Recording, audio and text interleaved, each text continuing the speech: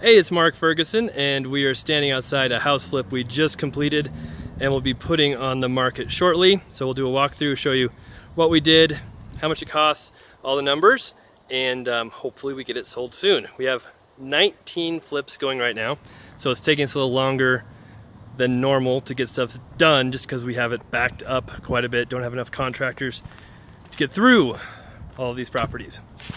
This one we bought from a wholesaler for $212. We're in Loveland, Colorado, if you're wondering. And we spent about probably in the $40,000 range fixing it up. We've just been spending a lot of money lately on houses, more than I think we should, but stuff is expensive right now. And we'll have another $20,000 in carrying costs, selling costs, financing costs. We painted the outside, put a new roof on, as you can see, new windows, new doors, new kitchen, new bathroom. It's not a big house. It's just over 1,000 square feet, which includes an addition. So we'll show you that. Paint everywhere. It had hardwood floors. We refinished those. New doors, as you can see. And we have the before video, which will be linked in the description down below, so make sure you check that out. New bathroom, so we took out the old bathroom, completely redid it, new vanity, toilet, tub, did the tub surround, because it's more cost effective, and a lot of people lately have been commenting how much more they like it than having to clean tile, and if you get the slightly upgraded tub surround, it looks a lot better than just the really cheap ones. And one funny thing on this house, when we first got it, there was a closet right here, and so that bathroom was tiny, had a tiny vanity, toilet right next to it, so we took that closet out, left a lot more room, still a closet right there, and then also you turn the light switch on from out here, which now turns on the hall like it's supposed to, and the light in the bathroom turns on the bathroom light. So that was a nice upgrade. This house originally just had 2 bedrooms and 1 bathroom, and had an addition that I'll show you here soon. It was kind of like a family room before, and we put a door on it, a closet, so that someone could use it as a bedroom. So now it's a 3-bedroom, 1 bath, which adds value, and it's still set up that somebody could use it as a family room as well if they want to.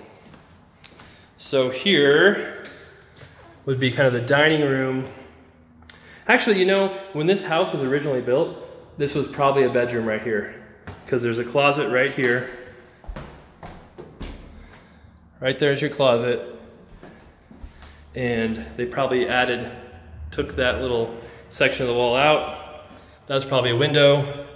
And this was your bedroom. And then it just had the small kitchen with little dining area.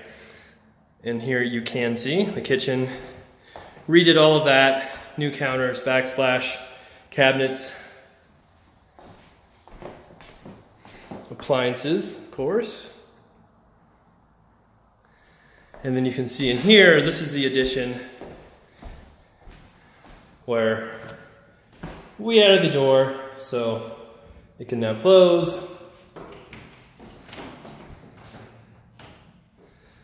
And then we added this closet. This was not here before. And this room is 17 by 14. So putting this closet in still left a really good sized room, and you have a good sized closet. Had the fireplace, which we just kind of cleaned up a little bit, didn't do anything too crazy with it. All right, so that is all of the inside. And then the outside, or the backyard.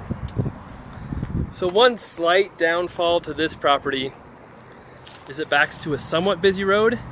Luckily, it's got a big yard and quite a bit of space between it. So when we're inside the house, you can tell we couldn't really hear that road.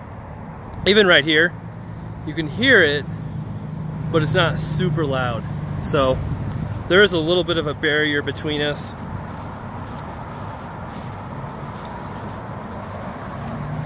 As I walk back this way, and we get around those trees and different stuff, it gets much louder. But I don't think this will be too much of a hindrance to whoever buys it because it's so far away, and when you're next to the house it's not that loud. And something else that's kind of funny is Nikki and I did our walkthrough last week and neither one of us even knew this shed was here. So it's like, oh, look, a shed. But not built the best, but it's a decent shed. And right here's the garage.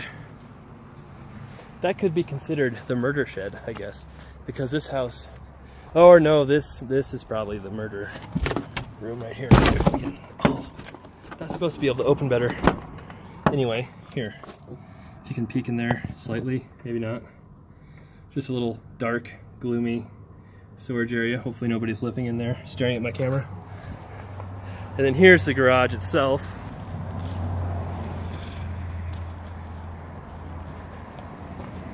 Which they had kind of split up, kind of funky. We just left it like that. If somebody wants to take that out, they can. But it's set up kind of for one car and a workshop now. But if you wanted to remove that little room, it'd be super easy to do. The garage doors are new, so they work and are in good shape. All right, so that's the property. So we bought it for $212. I spent around $40 on it. Had another $20 or so in other costs, maybe $25, and we're listing it for $299.9. I'm trying to list stuff pretty aggressive right now, just because I think things are slowing down our market a little bit. So we're looking at the comps and like, hey, you know, there's some stuff as much as $315. Definitely some properties selling over $300 that are in this same area, similar properties, but we want to make sure that we're getting things sold quick, moving on, doing new deals instead of, you know, eking out a few extra $1,000. So that's kind of always been our philosophy. And the last few years in Colorado, we've been lucky, but we have multiple offers, crazy market, everything's easy to sell.